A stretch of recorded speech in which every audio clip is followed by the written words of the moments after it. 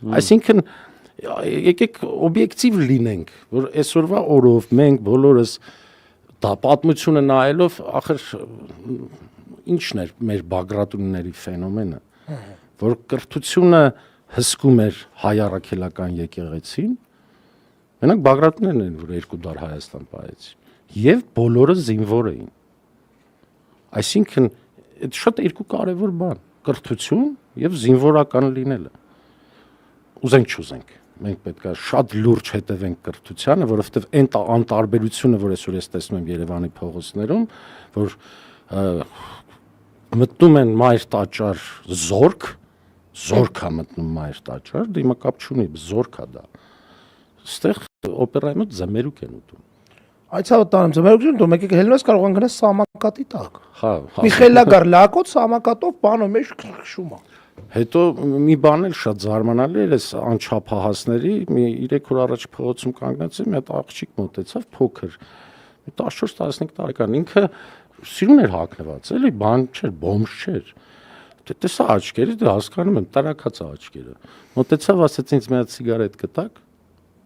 Ու ժպտում է։ Ձյաձ ջան։ Հաճի sense դեմքով տարակած էլի։ Ասի քանի տարեկան ես։ Ես դե ինչ կապ ունի, մի հատ ես հասկացա, որ շատ լուրջ խնդրեմ է այս նարկոտիկ ասված այս երեխեքի մոտ։ Արա ներվերից ես գիտես ոնց եմ։ Ես Ամերիկայում դա տեսել եմ ինչա կատարվում։ Ու պայքարը մեր հայ ընտանիքների, մեր երեխեքի հանդեպ, ու մեկը գալիս է մեր Երևան, ջայլ երեխա աղջիկ։ Ես հետամնաց չեմ, բայց դա էլ առաջադիմություն չի։ Ընդհանրապես դա արդեն այս կազինո, այս ընդհանուր այս հեռախոսով սա խումար են խաղում։ Սա մի հատ յուր ունենք, մեծ պատմում էր, շատ ուրախ պատմում էր, թե ոնց է սպորտիկ տուրը կրվում։ Զորապ ջան, ես քո պատմածից վրա մի հատ բան ասեմ, Վազգենը իզուր չի ասում, դա իրոք իմ ամենապրոբլեմատիկ է, իմ համար է ցավոտ, շատ ցավոտ թեմա, ինչի, որովհետև ես մեծացել եմ 90-ականների Հայաստանի հայաթում, որտեղ որ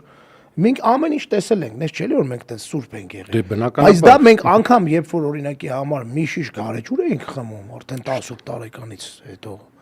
Արա նենց էինք անում, որ մեծերը հանկարծ չտենան։ Գնում էինք պոեզի գծերում էինք, արա այդ պիվ են խմում։ Անամոթաբար, աներեսաբար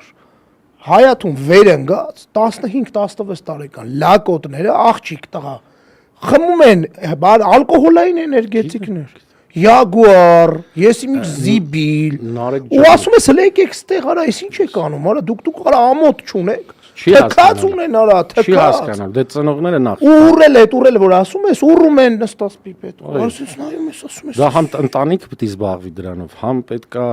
դպրոցը զբաղվի դրանով, այդ նորություն չեմ ասում, իսկ իմ ժամանակ, երբ որ սովետական միությունն էր, ես գիտես մեկ մտածում եմ այդ սովետական միության ժամանակ մենք ավելի մեր տեսակը կար, պահպանված էր հայի տեսակը։ Չլինելով անկախ պետություն։ Չլինելով անկախ պետություն հայի տեսակը պահպանված էր։ Հայ ֆիլմում նկարվում էր Ձորիմիրո, Նահապետ։ Հայը մի տեսակ ոչ թե նկարվում էր ուրիշ բան։ Այսինքն հայ լինելը հպարտություն էր իրոք, ոչ թե կուտ։ Հպարտ քաղաքացին կուտ է, կոնկրետ։ Բարձերևում է ինչա։ Դրա համար մեկ-մեկ ես որ ասում եմ սովետական Երևանը կարոտում չեն հասկանում, իմ սերունդի տղեկը հասկանում են, ասում արա ես էլ զոր, բայց ուր էս ինչա։ 90 թվերն եմ կարոտում։ Պատերազմ էր, բայց մենք բոլորս մեկս մյուսի հետ, մեկս մյուսի կողքին էինք։ Պատերազմ էր, լույս չկար, գազ չկար, հացի հերթեր, տալոն, գիտենք պատերազմը։ Ու մենք գիտենք, որ հաղթելու ենք, ու չեն խափում, որ ասում են հաղթելու ենք։ Ու դու գիտեր քո հարևանն ով է։ Հիմա գնաս ասես երկրորդ հարգի հարևանով ո՞ս մյուսի՞մ, չգիտենելով։ Մեկս մյուսով էինք ապրում, մեկս մյուսին ոդկով օպերայից կոմիտաս էին գնում, կոմիտասից հետ, բայց ոչ մեկ չէր տրտնջում։ Լույս չկար, 2 ժամ էր լույսը։ Բայց գիտենք, որ մենք հաղթում ենք։ Գիտենք, որ Արցախն է մերը։ Ու մեզ չէին խափում։ Այդ գիտես որն է, որ այս անընդհատ սրանք խափում, որ տուն մտնես երեխեքիդ խափես։ Այդ ոնց կլինի։ Նույնն էլ քո ժողովուրդն է, ոնց կարաս խափես քո ժողովրդին։ Կամ այդ մանիպուլյացիա, այդ մի տեսակ իմ համար անհասկանալի, ոչ թե անհասկանալի, շատ լավ հասկանամ ինչա, բայց ես չեմ ուզում անդրադառնալ, որտեղ մի քիչ շատ ենք խոսում այդ բացասականից։ այդ բացասական այսօր մեր երկրում մենք պետք է պրոստը հասկանանք, որ դուրս գանք այս ամեն ինչից։